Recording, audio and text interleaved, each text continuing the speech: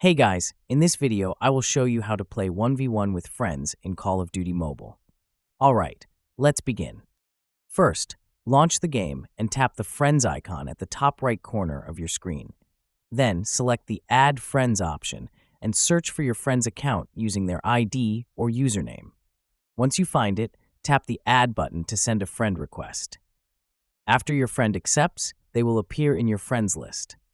Next, go to the main menu and select the multiplayer mode on the right side of the screen. Tap the add icon beside your character to invite your friend to join your team. Once your friend joins, you can create a private 1v1 match. To do this, select the map you want to play on and adjust the match settings according to your preference. After confirming everything, tap Start to begin your 1v1 battle.